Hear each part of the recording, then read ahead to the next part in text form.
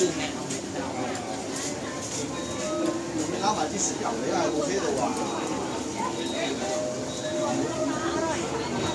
还有要放点鸡蛋，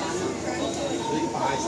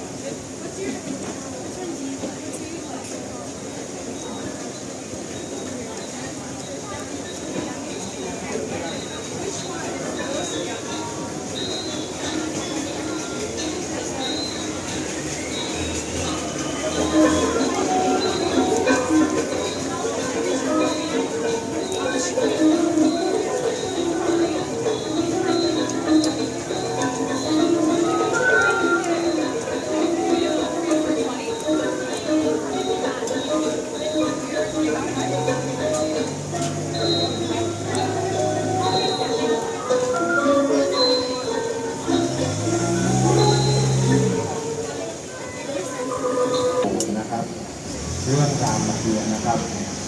โดยเรื่องย่อนะครับพระพุทธการนะครับสั่งให้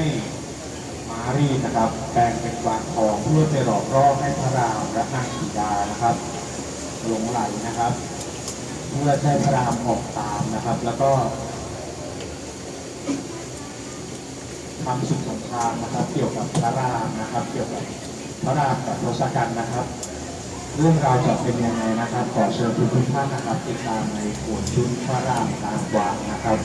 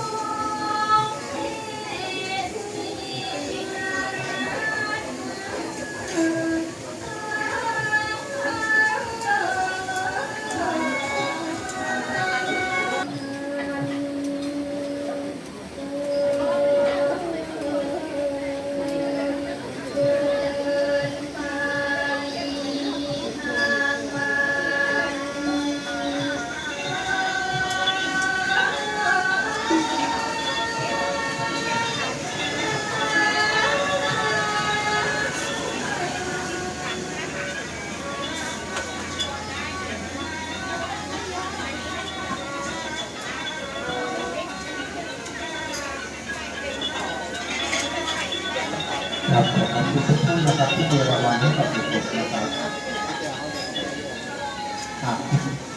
คุณลูกค้าท่านใดที่ชอบในการแสดงของเด็กๆนะครับสามารถเข้ารางวัลน้ำใจเด็กๆได้นะครับเพื่อเป็นกำลังใจให้กับเด็กๆนะครับเงินทุกบาททุกสตางค์นะครับเป็นทุนการศึกษานะครับเป็นค่าขนมให้